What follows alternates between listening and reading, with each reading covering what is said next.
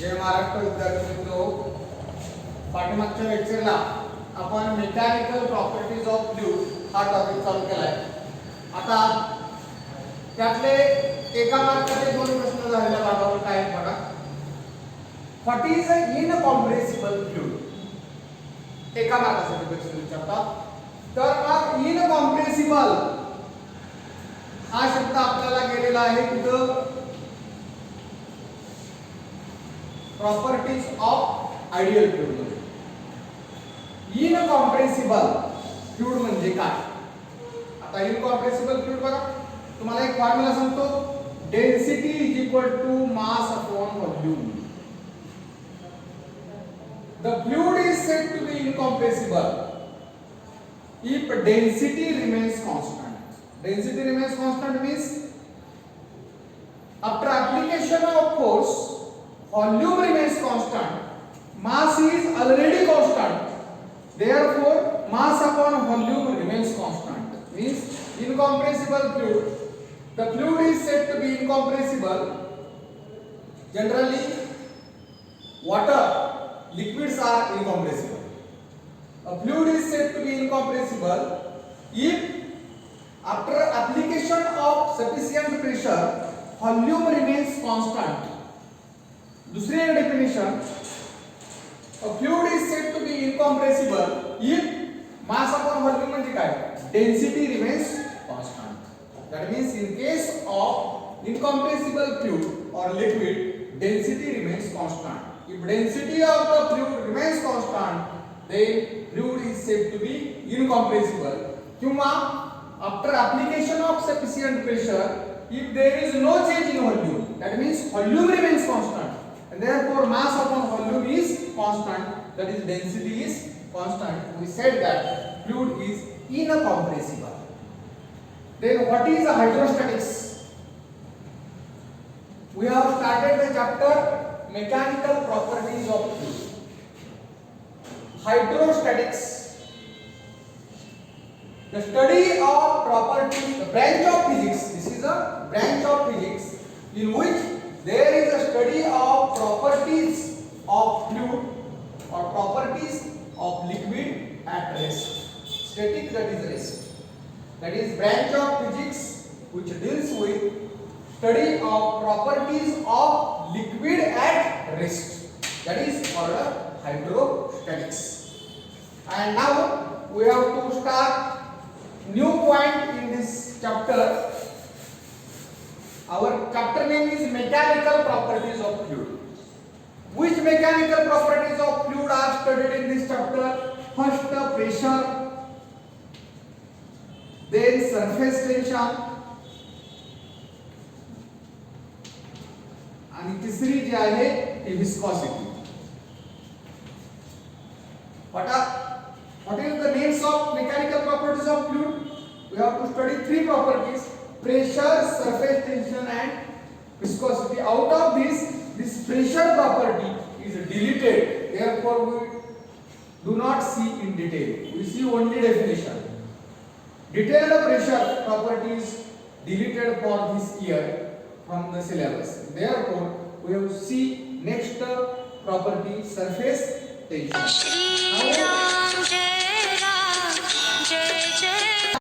Now we have to start the next property as a surface tension.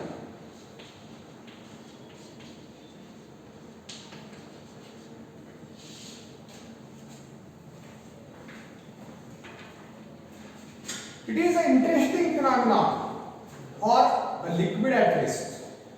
When water is at rest, this water shows interesting phenomenon. That phenomenon is surface tension. Examples of this see. Before seeing the definition, we see examples. Water spider walks on the steady water surface. Then the raindrops are spherical in shape. Soap bubbles are spherical in shape. This is due to the surface tension. Water spider पाण्यावरून steady, पाणी कसं पाहिजे? Steady. At rest पाहिजे. आपला चॅप्टरच आहे. Chapter मध्ये काय करायचं आहे? Hydrostatics, the study of properties of fluid at rest. Therefore this phenomenon is studied when liquid is at rest. When liquid is at rest, water spider moves easily on this. Then spherical shape of water drops or red drops. This is due to the surface tension. Soap bubble takes spherical shape. This is due to the surface tension.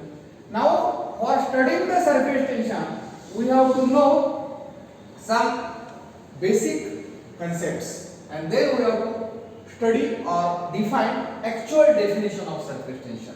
For study of surface tension, we have to study some concepts. These concepts are important for examination also. See now, first concept, intermolecular force.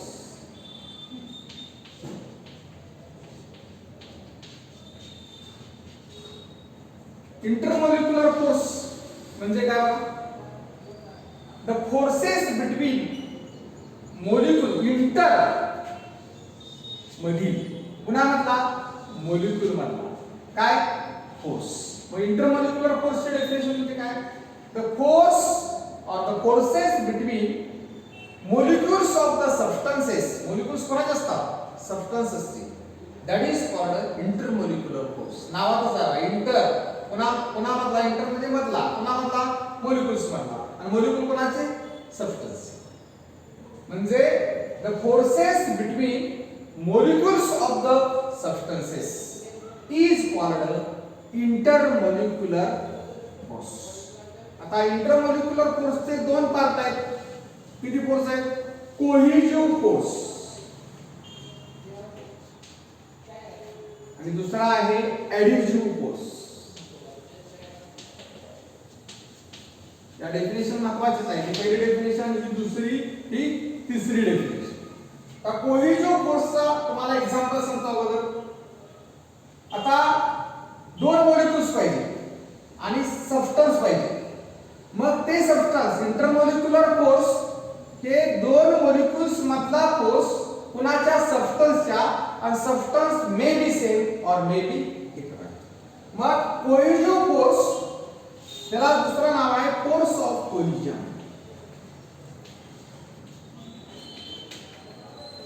मग याला नाव काय असेल? Force of addition.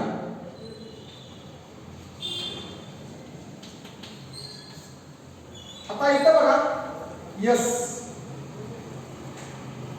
आणि इथं काय बघा D.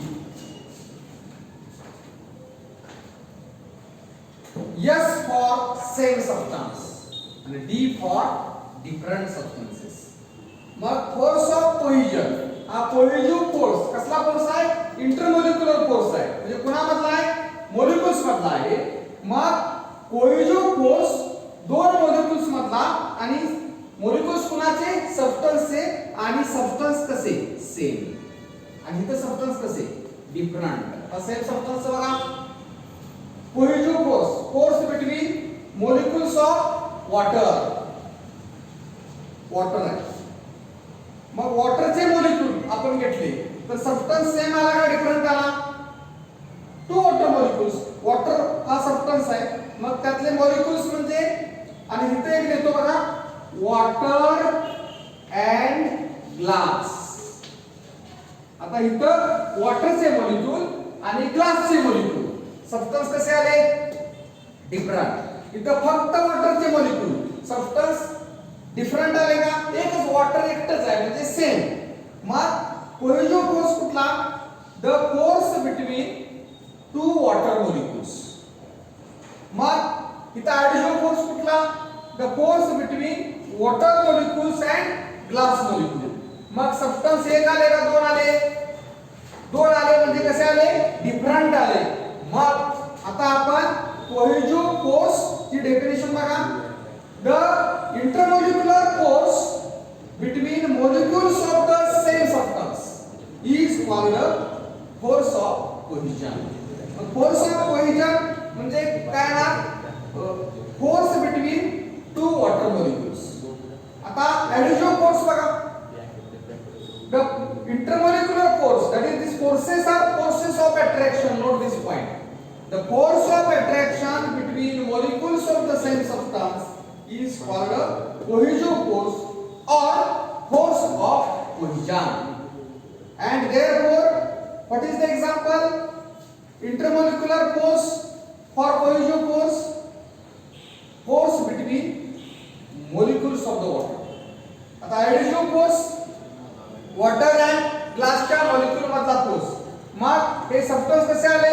Different. हा force कसला? Intermolecular force. Intermolecular force of attraction between molecules of the different substances. Water molecule एक याचा, ग्लास मॉलिक्यूल एक. त्यांच्यामधला फोर्स ऑफ अट्रॅक्शन कसला? Adhesive force of attraction or force of adhesion. म्हणजे adhesive force of attraction water and glass molecules मधला force of attraction म्हणजे adhesive force. आता या ठिकाणी आपल्याला हा जो कोहेसिव्ह फोर्स आहे it exist in solids and gases. Cohesive force for solid is greatest. आता दुसरा एक एग्जांपल आपल्याला बघायचं. दुसरा इंटरमोलिक्युलर फोर्सचे दोन प्रकार बघा, कोहेसिव्ह फोर्स, एडिटिव्ह फोर्स. आणि तिसरा एक कन्सेप्ट शिकायचा आहे आपल्याला. हे टाइप झाले या फोर्सचे.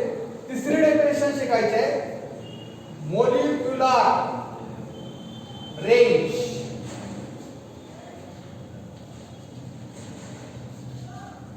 मोलिक्युलर रेंज म्हणजे काय?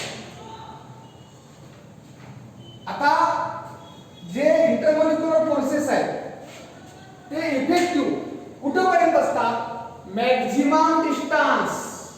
काही ठराविक डिस्टन्स असतं, मॅक्झिमम डिस्टन्स. मोलिक्युलर रेंज म्हणजे काय बघा? The maximum distance between two molecules up to which intermolecular forces are effective. दोन मॉलिक्युल्स आहेत, इथे एक आणि इथे एक. समजा इथं फोर्सेस ऍक्टिंग होत आहेत. समजा हे डिस्टन्स समजा जास्त असेल तर मग ऍक्टिंग होईल असं नाही. जास्तीत जास्त डिस्टन्स. आता या डिस्टन्स इथे एक मॉलिक्यूल, इथे एक मॉलिक्यूल, इथं मॉलिक्युलर फोर्सेस ऍक्टिंग होते. आता समजा हे डिस्टन्स वाढवलं या मॉलिक्यूलचं ह्या मॉलिक्यूलचं इथपर्यंत घेतलं, समजा ऍक्टिंग होत नसेल तर त्याला मॉलिक्युलर रेंज म्हणायचं नाही. मॉलिक्युलर रेंज म्हणजे काय? The maximum distance between two molecules up to which intermolecular forces are active. जास्तीत जास्त दोन मॉलिक्यूल मधलं डिस्टन्स की त्या डिस्टन्सवर दोन मॉलिक्यूल मध्ये फोर्सेस ऍक्टिंग होणार. म्हणजे कोणते forces? Force of attraction. Intermolecular फोर्सेसचा आपण स्टडी करतोय ते सगळे फोर्स ऑफ अट्रॅक्शन आहे, फोर्स ऑफ रिपल्शन नाही. मग molecular range denoted by R. The maximum distance. आता हा एक मॉलिक्यूल आहे, हा एक मॉलिक्यूल आहे, तो कुठलाही असेल, वॉटरचा असेल किंवा वॉटरचा ग्लासचा असेल किंवा ग्लासचा ग्लासचा असेल. The maximum distance between two molecules up to which intermolecular forces are active. That is called molecular range. जास्तीत जास्त डिस्टन्स दोन मॉलिक्यूल मधलं की त्या डिस्टन्सला त्या दोन मॉलिक्यूल मध्ये जर फोर्स ऍक्ट होत असेल तर त्या जास्तीत जास्त डिस्टन्सला काय म्हणायचं? Molecular range. आता इथं फोर्स ऍक्टिंग होतोय या डिस्टन्सला, याचा अर्थ ही मोलिक्युलर रेंज आहे. पण डिस्टन्स वाढवलं की फोर्स ऍक्टिंग होणार नाही. डिस्टन्स कमी केलं तर फोर्स ऍक्टिंग होणार का? होणार आहे. पण आपल्याला डेफिनेशन काय म्हटलंय? जास्तीत जास्त किती अंतरावर हे दोन फोर्सेस ऍक्टिव्ह होतात या दोन मॉलिक्यूल मध्ये, त्या डिस्टन्सला काय म्हणायचं? Molecular range. It is of 10⁻⁹ metre distance and therefore this is a short range force. थोडं 10⁻⁹ metre means very small distance. Therefore these forces, intermolecular forces, are short range force. Distance एकदम कमी अंतरावर ते ऍक्टिव्ह होतात. 10⁻⁹ metre. That is short range force. आता molecular range झाल्यानंतर एक चौथा पॉइंट आहे आपल्याला स्टडी करायचा, sphere of influence. Sphere of influence. आता हा मॉलिक्यूल आहे बघा, आणि हा एक स्फियर काढतोय मी मॉलिक्यूलच्या आरामात. मॉलिक्यूल कुठे घेतलाय? सेंटरला. आणि ह्या स्फियरची जी रेडियस आहे ती काय घेतोय? r म्हणजे काय? Molecular range. मग स्फियर ऑफ इन्फ्लुएन्स म्हणजे काय? an imaginary sphere with the molecule as a center and radius equal to molecular range. असा इमॅजिनरी स्फियर की त्या स्फियरचा सेंटर हा मॉलिक्यूल असेल आणि त्या स्फियरची रेडियस ही काय असेल? मॉलिक्युलर रेंज असेल. अशा इमॅजिनरी स्फियरला आपण स्फियर ऑफ इन्फ्लुएन्स म्हणायचं. काय म्हणायचं? Sphere of influence. म्हणजे इमॅजिनरी स्फियर मध्ये जे मॉलिक्युल्स असतात ते एकमेकाला अट्रॅक्ट करणार, म्हणजे इंटरमॉलिक्युलर फोर्स त्या एकमेकावर ऍक्ट होणार. आणि ह्या स्फियर ऑफ इन्फ्लुएन्सच्या बाहेर एखादा जर मॉलिक्यूल असेल तर त्या बाहेरच्या मॉलिक्यूलवर फोर्स आतला मॉलिक्यूल ऍक्ट करणार नाही. मग स्फियर ऑफ इन्फ्लुएन्स म्हणजे काय? an imaginary sphere with a molecule as a center and radius equal to what? r. and r म्हणजे काय? molecular range. that is called sphere of influence. याला काय म्हणायचं? sphere of influence. या definition अत्यंत महत्त्वाचे आहे. बघा काय सांगितलं मी? सरफेस टेन्शन स्टडी करण्यासाठी या डेफिनेशन गरजेचे आहे. कुठल्या? Intermolecular force. इंटरमॉलिक्युलर फोर्स या नावातलं डेफिनेशन आहे. इंटर म्हणजे मधील, आणि कोणामधील? मॉलिक्युलर मधील, मॉलिक्युल्स मधला. आणि मॉलिक्युल्स कोणाला असतात? सबस्टन्सला. The forces between, that is intermolecular, between the molecules of the substances, that is called a intermolecular force. It has two types, cohesive force, adhesive force. ह्या S वरनं कळतंय बघा, S आणि ह्या D वरनं. S म्हणजे कोहेसिव्ह फोर्स म्हणजे same substance पाहिजे, आणि D म्हणजे सबस्टन्स कसं पाहिजे? डिफरंट पाहिजे. डिफरंट कोण आलं? वॉटर आणि ग्लास. वॉटरचा मॉलिक्यूल, ग्लासचा मॉलिक्यूल यामधला फोर्स ऑफ अट्रॅक्शन त्याला नाव काय? ऍडिशिव्ह फोर्स किंवा काय? Force of addition. आणि इथं वॉटर मॉलिक्यूल आणि वॉटर मॉलिक्यूल सबस्टन्स कसे झाले? वॉटर इथं पण इथं पण वॉटर मॉलिक्यूल सबस्टन्स कसे झाले? सेम. सेम सबस्टन्सच्या मॉलिक्यूल मधील फोर्स ऑफ अट्रॅक्शन म्हणजे force of cohesion. Molecular range म्हणजे काय? दोन मॉलिक्यूल मधलं डिस्टन्स कसलं? मिनिमम नाही, maximum. The maximum distance molecular range, minimum, maximum. आता इथं आपल्याला हा शब्द योग्य लावायला पाहिजे बघा. जास्तीत जास्त डिस्टन्स आहे दोन मॉलिक्युल्स मध्ये. असं डिस्टन्स मॉलिक्यूल मधलं जास्तीत जास्त की त्या डिस्टन्सला कुठला फोर्स? इंटरमॉलिक्युलर फोर्सेस जर ऍक्टिव्ह होत असेल या दोन मॉलिक्यूल मध्ये तर हे जे डिस्टन्स असतं त्याला मॉलिक्युलर रेंज म्हणायचं. मग मॉलिक्युलर रेंज म्हणजे काय? The maximum distance between two molecules of the substances up to which intermolecular forces म्हणजे कुठले फोर्सेस? कोहेसिव्ह फोर्सेस आणि ऍडिशिव्ह फोर्सेस. समजा हा मॉलिक्यूल ग्लासचा असेल, हा वॉटरचा असेल तर कुठला फोर्स असेल? ऍडिशिव्ह फोर्स. हा पण वॉटरचा असेल, हा पण वॉटरचा असेल तर कोहेसिव्ह फोर्स. हा ग्लासचा असेल, हा ग्लासचा असेल तर cohesive force. That means the maximum distance between two molecules of the substance up to which intermolecular forces are acting, or the molecular range denoted by R, it is about 10 raised to minus 9 meter. Therefore these forces are short range forces. And sphere of influence म्हणजे काय? Imaginary sphere. हा imaginary sphere घ्यायचा आहे. Actually हा sphere जरी काढला असला तरी हा नसलाय. Imaginary sphere with center of sphere as a molecule, with the molecule as a center. molecule सेंटरला समजायचा आणि ह्या स्फियरची रेडियस काय घ्यायची? molecular range. that is called sphere of influence. that means in sphere of influence molecule is at the center of sphere and that radius of sphere is nothing but what? molecular range. म्हणजे ह्या sphere of influence मध्ये जे molecule असतील लिक्विडचे, तेच molecule एकमेकाला attract करतात. मग त्या स्फेअर ऑफ इन्फ्लुएन्स मध्ये सबस्टन्स कुठला असेल? वॉटर लिक्विड असेल, म्हणजे लिक्विड वॉटर म्हणजे एका अर्थाला, किंवा लिक्विड गास असेल. लिक्विड गास म्हणजे ऍडिजिओपोस, आणि वॉटर असेल तर कोइजिओपोस. ग्लास असेल तर कोइजिओपोस. आणि मग अजून एक दोन डेफिनेशन महत्त्वाचे आहेत. त्या डेफिनेशन कुठल्या बघा? सरफेस फिल्म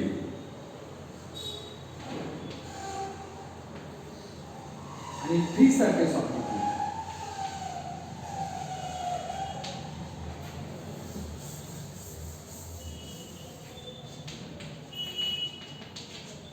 सरफेस फिल्म सारखा शब्द वापरायचा आपण सरफेस टेन्शन स्टडी करताना, किंवा फ्री सरफेस ऑफ लिक्विड हे एक वर्डिंग वापरायचं. याचा अर्थ काय बघा? समजा हे कंटेनर आहे आणि यात लिक्विड आहे.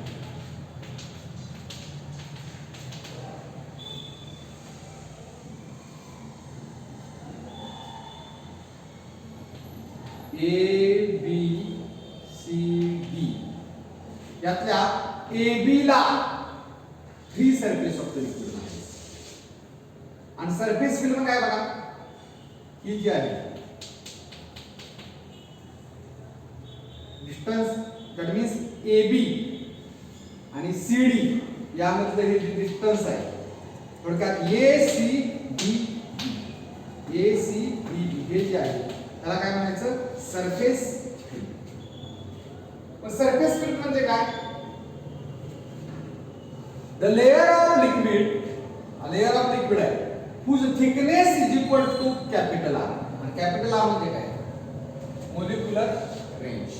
म्हणजे the layer of liquid surface whose thickness is equal to molecular range. आणि मोलिक्युलर रेंज म्हणजे अगोदर is called सरफेस फिल्म.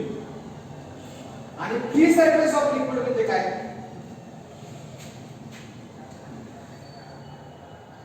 हा जो आहे त्यावर बाउंड्री लिक्विडची आणि वर काय? Air. That means the space above this boundary AB. म्हणजे फ्री सरफेस ऑफ लिक्विड म्हणजे काय? The space above the boundary AB, that is above the, that means it includes atmosphere. इथं काय ना atmosphere होता. आणि here shear stress not takes place. म्हणजे इथं शियर स्ट्रेसचा अर्थ बघा. शियर स्ट्रेस म्हणजे F/A असतं. समजा एखादा सबस्टन्स असा असेल आणि ह्याच्या हा सरफेस फिक्स आणि ह्याच्यावर जर फोर्स लावला टॅन्जेन्शियल, तर ह्या सरफेसचा शेप असा होतो. हा फोर्स कसा लावलाय? Tangential force. That means here shear stress is impossible. ह्या सरफेसला शियर स्ट्रेस कशी असते? इम्पॉसिबल असते. आपल्याला असा याला टॅन्जेन्शियल फोर्स लावता येत नाही. आणि सरफेस फिल्म चा अर्थ आहे AB आणि CD मधला हा पार्ट. आणि free surface of the liquid म्हणजे the space above the layer AB towards atmosphere. Free surface of the liquid, हा surface free surface of the liquid. आणि इकडे एटमॉस्फियर असणार, वर एअर असणार. Free surface of the liquid कुठला? AB. Boundary between liquid and that is called free surface of the liquid. During next lecture we have to study. पुढच्या लेक्चरला शिकण्यासाठी हे सगळं आलं पाहिजे. ऍक्च्युअली पुढच्या लेक्चर आपण शिकणार इंटरमॉलिक्युलर प्रोसेस ऍक्टिंग